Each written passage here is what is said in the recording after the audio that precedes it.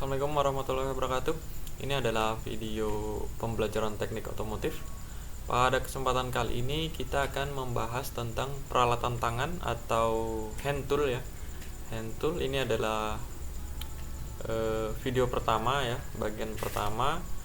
Nanti ada video-video berikutnya ya, entah bagian kedua ataupun bagian ketiga. Karena pembahasan hand tool ini banyak sekali ya, banyak peralatan yang harus kita bahas satu per satu. Baik, langsung saja kita masuk ke materinya. Nah, ini pengertian ya, disebut hand tool itu karena alat-alat ini hanya menggunakan tenaga manusia sebagai sumber tenaga utama untuk mengoperasikan alat tersebut ya. Jadi tidak membutuhkan alat-alat dengan kekuatan mesin ya, atau dengan listrik ya. Jadi cukup dengan tangan kita sudah bisa menggunakan alat ini ya. Ini bisa dilihat gambar-gambarnya ya. Jadi yang kita bahas ke depannya, kita akan mempelajari semua alat ya yang ada di gambar ini ya, ada di gambar ini. Nah, dan semua alat ini pengoperasiannya menggunakan tangan ya, menggunakan tangan tanpa alat bantuan apapun ya. Makanya dikasih nama hand tool ya, atau peralatan tangan. Ini adalah peralatan paling sederhana di industri otomotif. Baik, dicermati, ada yang bingung dengan pengertiannya ya, pengertian hand tool? Kalau masih belum paham, diulang lagi videonya ya. Saya ngomong agak cepat ya, karena saya tahu kalian bisa mengulang-ulang video ini. Baik, selanjutnya kita langsung masuk ke kunci ya, ke kunci-kunci atau wrench ya kalau di otomotif disebutnya. Baik, langsung saja. Ini ada beberapa kunci ya, ada beberapa kunci yang harus kita pahami ya, kunci dasar ya. Alat-alat dasar yang harus kita pahami di industri otomotif. Yang pertama adalah kunci pas ya, atau open wrench ya, open wrench. Kunci pas ini terbuat dari bahan krom vanadium ya, krom vanadium. Karena bahan-bahan dari krom vanadium ini sangat kuat ya, sangat kuat digunakan untuk alat-alat seperti ini ya, karena alat-alat ini nantinya bersentuhan langsung dengan besi ya, dengan besi-besi seperti mur dan baut ya. Nah, ini bisa kita lihat ya, ini adalah tampilan dari kunci pas ya, kunci pas. Nah, ini ujungnya berbentuk rahang kunci. Nah, ini seperti ini, sang ya. Nah, ini bentuknya seperti ini, rahang seperti ini ya, dengan sudut sekitar 15 derajat. Artinya sudut lurus ini ya dengan kebengkokan ini itu 15 derajat ya, 15 derajat ya. Alat ini disebut kunci pas jika pada bagian kedua ujung kunci pas memiliki rahang kunci sang dengan ukuran yang berbeda. Nah, ini dua ya, ini ada dua sang di sini ya, sama yang bagian di ujung satunya. Ini ukurannya berbeda. Ini 16 17 ya, 14 15, 12 13, 10 11 ya, 8 9 dan 6 7 ya. Nah, jadi harus berbeda ya, harus berbeda. Ini untuk menghemat jumlah kunci ya. Nah, dengan satu kunci kita sudah mempunyai dua rahang ya, artinya sudah bisa membuka dua jenis baut atau mur. Nah, sebelumnya kalian harus paham dulu bedanya mur sama baut ya, bedanya mur sama baut. Ini ya. Nah, sebelum kita masuk bahas fungsinya, kalian harus tahu dulu apa itu mur dan baut. Kalau baut, nah itu adalah bagian yang ini ya, bagian ulir ya, bagian yang memiliki ulir luar ya, ulir luar. Ini adalah baut ya, baut. Ciri-cirinya seperti ini. Dia posisinya yang ada ulir luarnya ya, dia yang panjang seperti ini. Ada lagi yang satunya ini mur ya, mur. Kalau mur ini dia menggunakan ulir dalam ya, ulir dalam. Ini untuk mengunci bagian sebelahnya sana ya. Nah, ini juga terdiri dari berapa sudut ya? 1 2 3 4 5 6. Ada 6 ya, ada 6 sudut ya. Nah, ini gunanya untuk memudahkan ketika membuka ya, ketika membuka.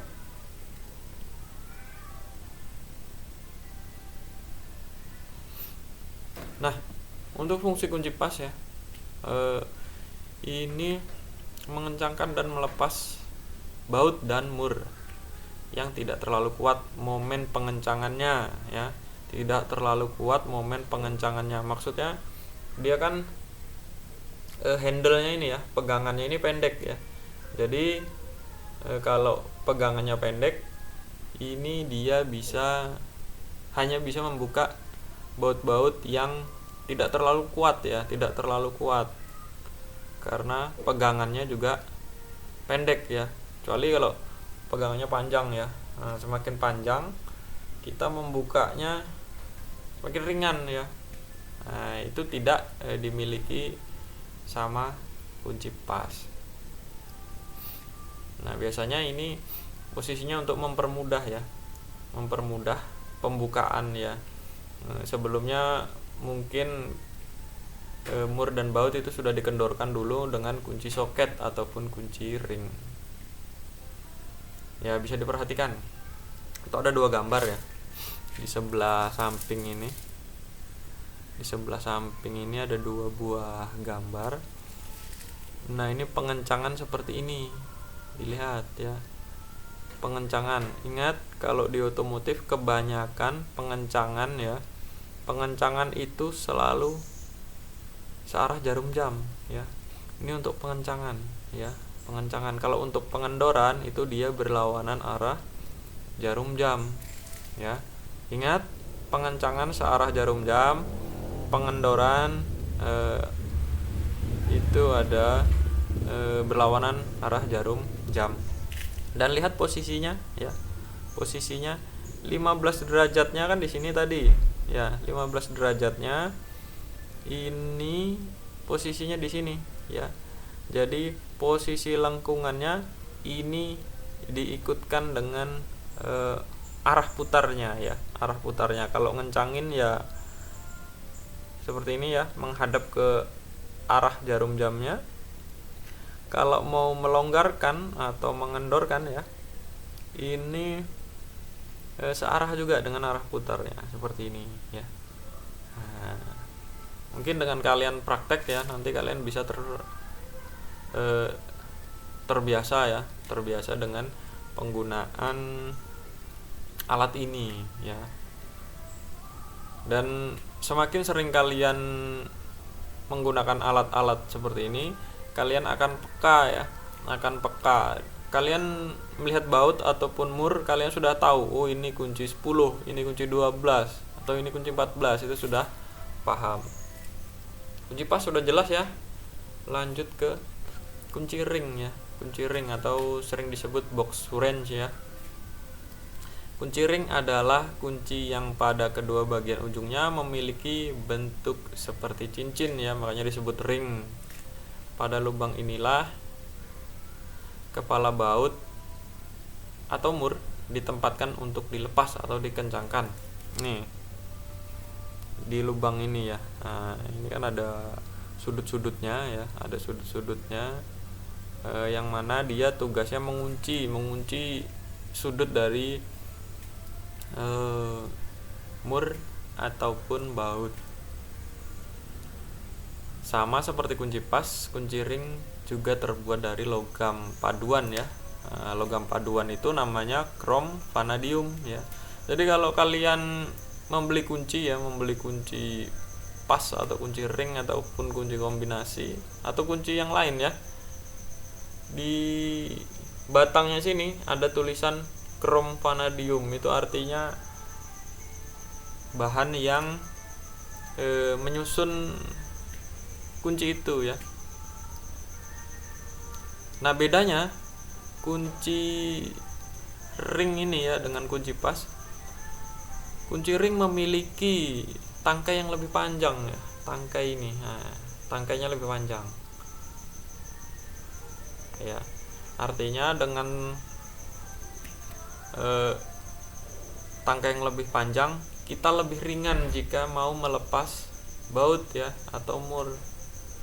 Dan juga untuk mengencangkan, kita bisa mengencangkan dengan kuat ya, karena posisinya jauh ya, beda kalau posisinya pendek. Kalau posisinya pendek kan terasa berat padahal belum kencang. Kalau panjang ya, kita putar terus ya, terasa ringan tapi sudah kencang, seperti itu. Makanya disarankan untuk baut dan mur yang ukuran kecil-kecil seperti ukuran 6, ukuran 8 itu jangan menggunakan kunci ring, karena kita nggak tahu ya, perasaan ringan terus, kita putar terus, lama-kelamaan dol ya baut atau murnya, dratnya itu. Akhirnya ya kita membutuhkan peralatan lain untuk memperbaikinya ya, memperbaiki atau melepas mur dan baut tersebut. Jadi seperti itu ya, gunakan perasaan ya ketika kalian menggunakan alat-alat ini ya. Jadi intinya kalian harus sering-sering menggunakan ya. Kalau cuma pembelajaran teori, kalian hanya sebatas mengetahui cara kerja ya, prinsipnya. Tapi untuk lebih mendalamnya ya, kalian harus praktek ya, mencobanya dan terbiasa. Berikutnya adalah kunci kombinasi ya, atau bahasa Inggrisnya standard combination. Ini adalah perpaduan antara kunci ring dan kunci pas ya. Kita kembali lagi ke kunci ring. Nah, di kunci ring ini nilainya juga berbeda ya, seperti kunci pas ya, berbeda. Ini nomor 16 17 ya, nggak sama ya. Kalau kunci kombinasi ini nilainya sama ya, nilainya sama. Ini kunci 14, ini kunci 14, ini kunci 13, ini kunci 13 dan seterusnya ya. Cuma bedanya bagian ujung yang sini dia menggunakan pas ya, menggunakan rahang, sementara yang ini menggunakan cincin atau ring ya. Jadi ada dua ya, ada dua. Nah, ini untuk ukurannya dia tidak panjang ataupun tidak pendek ya, dia ukurannya sedang ya. Dia bertugas melengkapi fungsi dari kunci ring dan kunci pas ya. Silakan dipahami, videonya diulang-ulang ya, diulang-ulang supaya kalian bisa membayangkan ya, membayangkan. Syukur-syukur kalau kalian punya kunci ya, silakan diamati. Kalau nggak percaya, kalian punya 3 kunci ya, ring, pas, sama kombinasi ya, itu kalian periksa ya. Misalkan yang ukuran 14 semua ya, yang ada 14 nya ya, itu kalian ketemukan itu panjangnya sama nggak ya, panjangnya sama. Pasti nanti yang paling panjang itu kunci ring ya, yang sedang itu kunci kombinasi, dan yang pendek nanti kunci pas ya. Nah, itu sudah ada aturan-aturannya ya, ada aturan dari pembuatannya ya, sudah ada standar ya, standar ukuran. Paham ya kunci kombinasi? Baik, yang ini kunci Inggris ya, kunci Inggris. Nah, kita nyebutnya kunci Inggris di Indonesia ya. Padahal ini adalah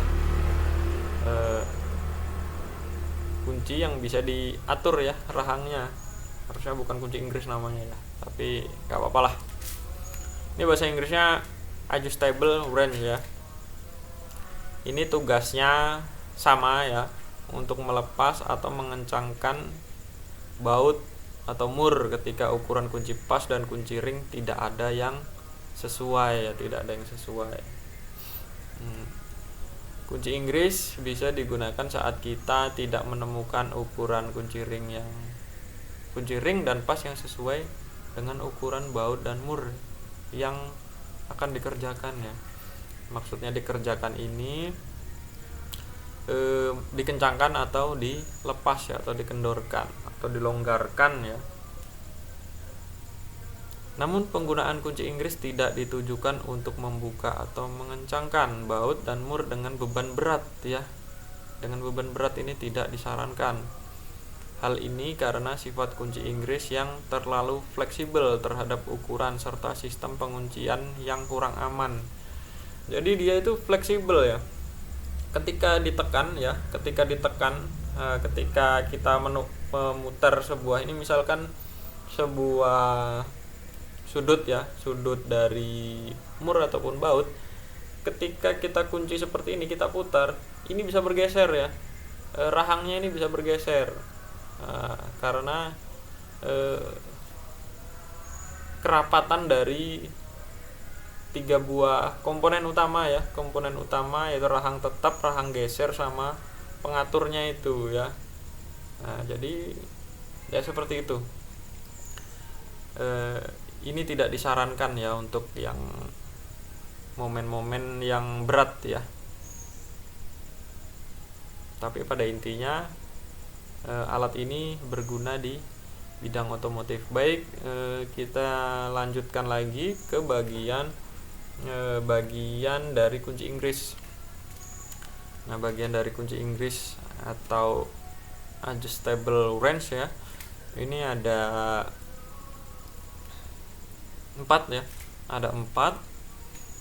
Ada rahang tetap ya, rahang tetap. Nah, ini rahang tetap ini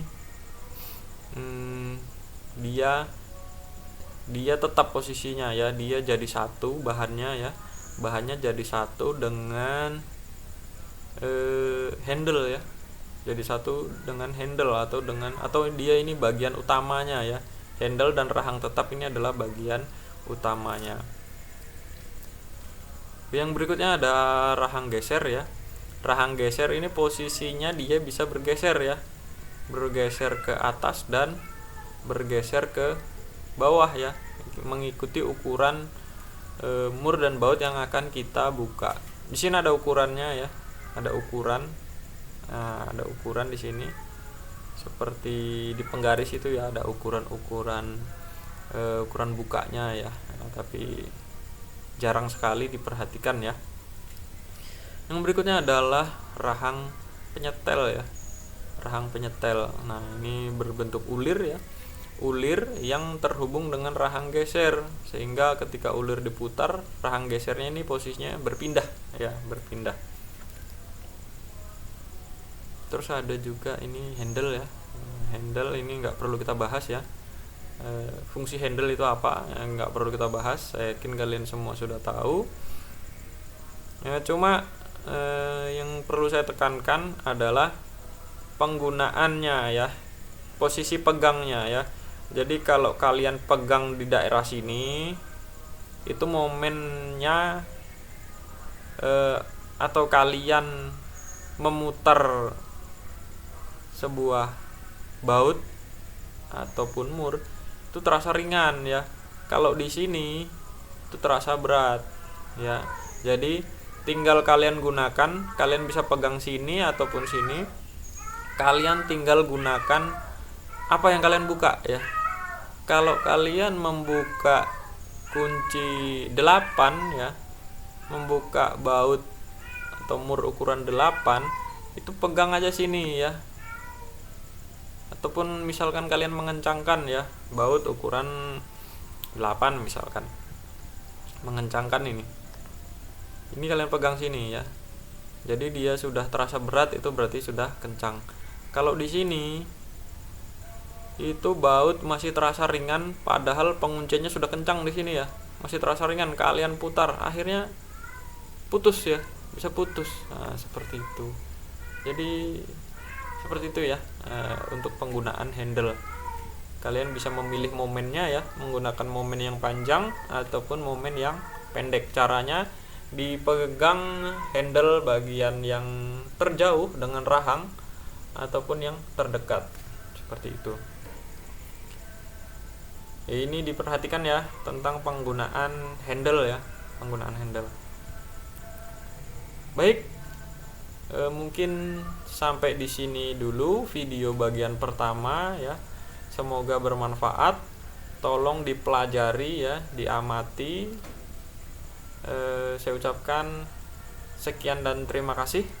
Wassalamualaikum warahmatullahi wabarakatuh.